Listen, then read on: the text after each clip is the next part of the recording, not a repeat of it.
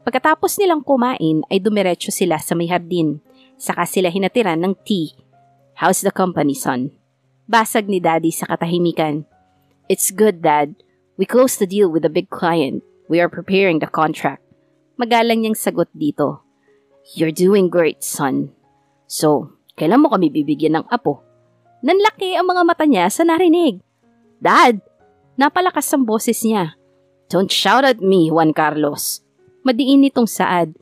Nakita niya ang pagpigil na matawa ni na Vince at Kevin. Kaya sinamaan niya ng tingin ng mga ito. Balak niya yata ma-expire ang sperm niya. O baka expired na, anak. Panggagatong pa ng mommy niya. Mom, Dad, I'm just 30 years old. I can still give you 1 dozen of babies. Nakasimangot niyang wika sa mga ito. Babies? Girlfriend nga, wala ka eh. Singit ng lola niya. Humalakhak naman ng dalawa niyang pinsan. Humanda kayo mamaya sa akin. Apo, maybe it's time that you come out from your past. Napapanaginipan mo pa ba? Nag-aalalang tanong ni Lolo. All of his family knows about his past. His missing past na dahilan kung bakit hindi niya magawa ang magmahal. Matagal na pong hindi, pero last night dinalaw na naman po ako ng panaginip na yun. Napabuntong hininga siya. Tumabi ang mommy niya sa kanya at hinawakan ang kamay niya. Son, ikaw lang mismo ang makaka-overcome niyan. You want? We can try again to do the investigation. Tumingin siya sa mommy niya at ngumiti. No, Mom. It's alright. Mahirap ipilit ang isang bagay na ibalik kung ayaw naman talaga. Natahimik silang lahat. This is the reason why he needs to avoid his secretary. Masasaktan lamang ito. Anong connect ng sekretary mo? Napakurap siya. Ano ba tong iniisip niya? By the way, I heard rumors from the company, Iho. Napatingin siya sa kanyang tito Alfred. Napadaan kasi ako kahapon doon. Remember I called you, but you said you're out for a meeting. Nang paalis na ako, di ko na iwasang mapakinggan yung isang grupo ng mga empleyado. Tumingin nito sa kanya. And I think they are talking about your new secretary. Lahat sila ay nakafocus kay Tito Alfred. Naghihintay ng susunod nitong sasabihin. I heard that she is beautiful. But she's a lesbian? Is it true? Lahat sila ay napasinghap sa narinig. Is his secretary a lesbian? I don't know about the rumors, Tito. But I don't think so. Maybe because she's wearing a different uniform, that's why, people's judgment. Hindi rin niya siguradong sagot dito. What do you mean different uniforms, son? His dad asked.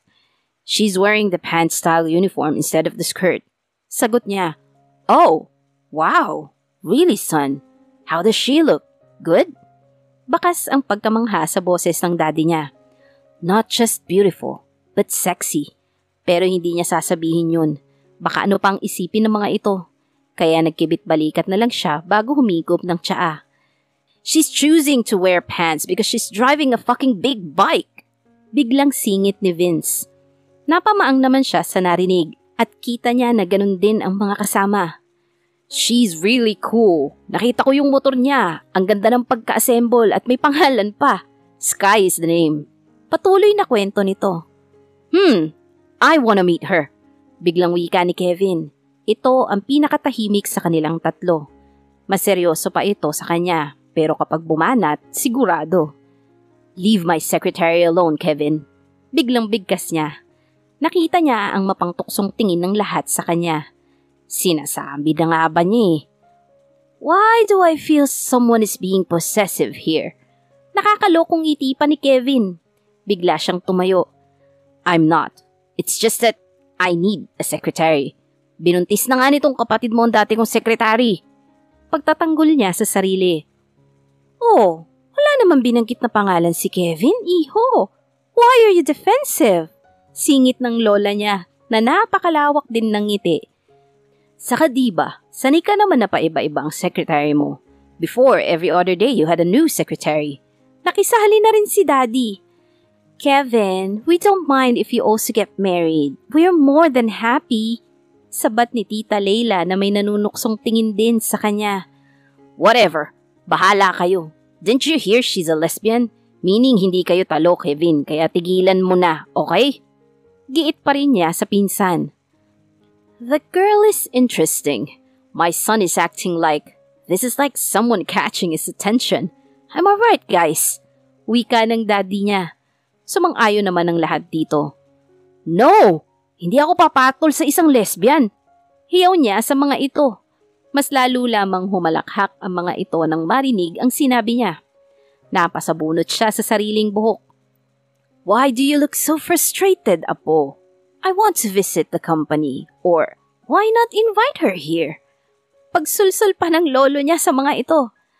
That was a great No!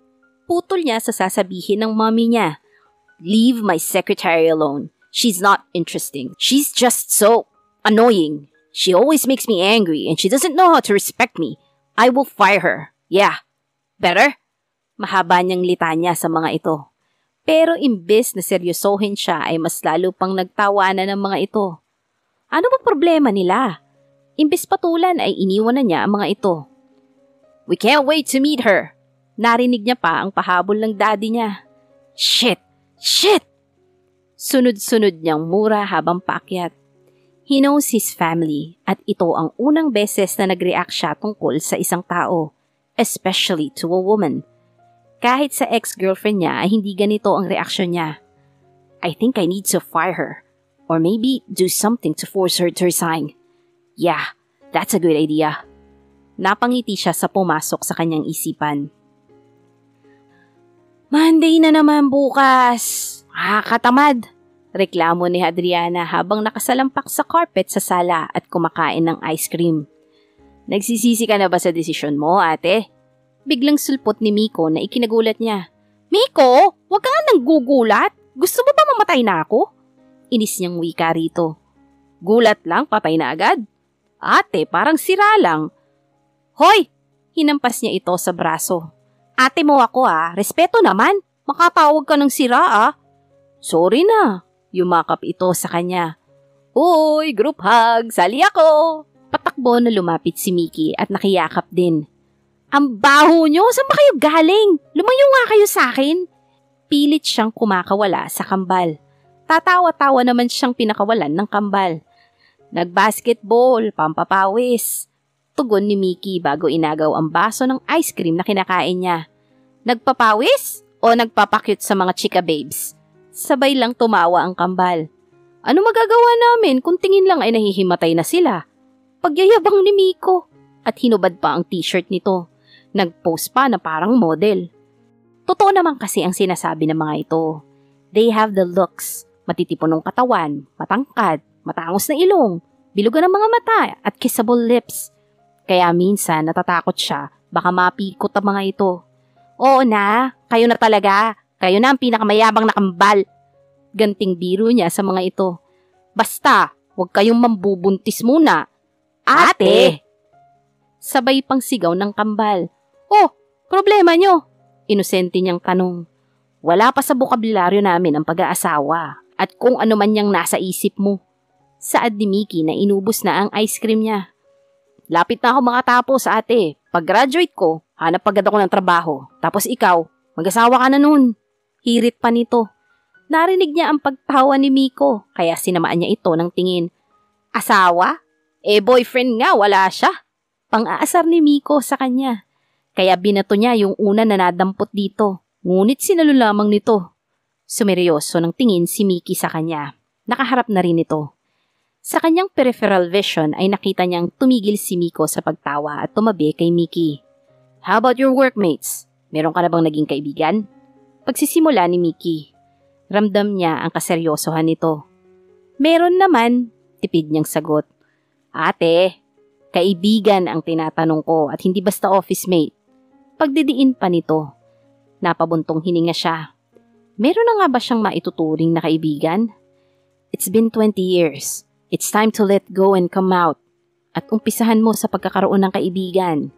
Hinayaan ka namin nun dahil yun ang gusto mo. Pero ngayon hindi na. Hindi lang sa amin iikot ang mundo mo. Aminin man natin o hindi, darating ang araw na magkakaroon kami ng sariling pamilya. Napako ang tingin niya kay Mickey. Hindi niya alam pero bakit pakiramdam niya iiwan na siya ng mga to? Iiwanan niyo na ba ako? Gumaralgal ang boses niya. Of course not, ate. We won't do that. Pero nasasaktan kaming makita kang nakakulong sa nakaraan mo. Simula na mamatay sina mommy at daddy, wala ka nang ginawa kundi asikasuhin kami ni Miko. Kailan ka huling lumabas kasama ng mga kaibigan? Hindi man nga yata nangyari yun eh. Tanging si Ate Clara lamang ang pinapasok mo. Naging masaya kami noon dahil mayroon ka ng kaibigan. Pero hindi pa sapat, hindi ba? Tulad ngayon, she's going to have her own family. Hinawakan ni Mickey ang mga kamay niya. Nag-start na rin magtubig ang gilid ng mga mata niya. Oo, matapang siya. Pero hindi sa lahat ng oras. Ngayong nasa bagong lugar ka, bagong kakilala, grab this opportunity to make or find new friends. Hayaan mo sila makapasok sa mundo mo. Hayaan mo silang ipakita sa'yo kung gaano kasarap sa pakiramdam ang may mag-aalala. Mangungulit, poprotekta, at lalo na ang magmamahal sa'yo ng walang kapalit. Dahil kaibigan mo sila, ay sapat na dahilan na yon para gawin nila. Tuluyang nalaglag ang mga luha niya. Kailan nga ba niya naramdaman ng mga yon? Puwera sa sariling pamilya at kay Clara. 20 years ago, sa isang taong iniwan din siya bigla. Natatakot ako. Paano kung katulad lang din nila siya? Paano kung mahalaga na sila tapos iiwan din nila ako? Basta. Tuluyan na siyang humagulgol sa pagbalik ng alaala ng nakaraan. Mabilis siyang niyakap ng kambal. Hinagod ni Miko ang likod niya habang si Mickey ay hinahalikan ng buhok niya. Narinig niya rin ang paghikbi ng mga ito. Are they crying? Humiwalay siya at tumingin sa mga ito. Her twin brothers are crying. Bakit mas masakit makitang umiiyak din ng kambal? Pinaharap ni Miko ang mukha niya rito at pinunasan ang mga luha niya gamit ang mga daliri nito. I won't ask you to stop crying this time. Cry as long as you want. Dati inahayaan ka namin pero naririnig ka namin sa tuwing umiiyak ka. Gusto ka namin yakapin pero alam namin na ayaw mo. Ayaw mong makita ka namin ng ganung ayos. Because you want us to see you as our wonder, ate. Napangiti siya sa kabila ng pagluha dahil sa sinabi nito. Pero ngayon malaki na kami. Mas malaki sa'yo. Mahina pa itong tumawa. Kaya kami naman ang poprotekta sa'yo, ate. You are the best ate that anyone could ever ask for. Masakit sa amin na wala man lang kami magawa para matulungan ka. Umiling siya para ipaalam na di totoo yun. Ate, nakikiusap kami sa'yo. Palayain mo ng sarili mo sa nakaraan. Mas lalong umagos ang mga luha niya. Maging ang kambal. All these years, hindi lang pala siya ang nahihirapan. Pati rin pala ang mga kapatid. Paano niya naatim saktan ng mga ito? Muli siyang niyakap ng kambal nang hindi niya napigilang humagulgol muli. Halo-halo ang nararamdaman niya. How could I become so selfish? Hindi ko man lang naisip ang epekto ng mga aksyon ko sa kambal. Huwag mong isiping makasarili ka. Natigilan siya sa sinabi ni Mickey. Kakawala sana siya sa pagkakayakap dito, ngunit mas humigpit pa ang yakap nito. Hindi mo kontrolado ang lahat. Alam namin pinilit mo. Pero siguro natuon lang ang atensyon mo sa amin. Wala kang kasalanan. Pinakawalan siya nito, ngunit hinawakan ang kanyang magkabilang pisngi, kaya ngayon ay magkaharap na sila. Kitang-kita niya ang lungkot sa mga mata nito at ang patuloy na pag-agos ng luha. Now, listen to me, ate. Gawin mo ang pagpapalaya sa sarili mo. Hindi para sa amin, kung hindi para sa sarili mo. You deserve to be happy. Hindi mo naman kailangan ibigay ang buong tiwala mo. Kailangan mo lang silang patuloyin. Kung mananatili sila, okay. Kung aalis, ayos lang. That's the real meaning of life. People come and go. Some teach us a lesson, while some will walk with us till our last journey. Nasa atin lang yun kung saan natin sila ilalagay. Mahabang pahayag ni Mickey. Muli siyang niyakap ng kambal habang patuloy naman siyang umiiyak sa bisig ng mga ito. Masarap pala sa pakiramdam ang may kasama sa pag-iyak. Yung hindi na lang ikaw mag-isa. Sana pala nun pa niya ginawa yun. Sana nun pa. Pero hindi pa naman huli ang lahat para lumaya sa nakaraan. Wave, all the way! Kahit umiiyak sila, ay nagawa pa rin nilang bigkasin at i-action ang mga kamay. Sabay-sabay tuloy silang natawa. Today, I'm setting myself free. Pagkarating ni AJ sa floor ng office niya ay mabilis na tumuon ang kanyang mga mata sa pwesto ng secretary. Ngunit wala ito. Baka nasa pantry.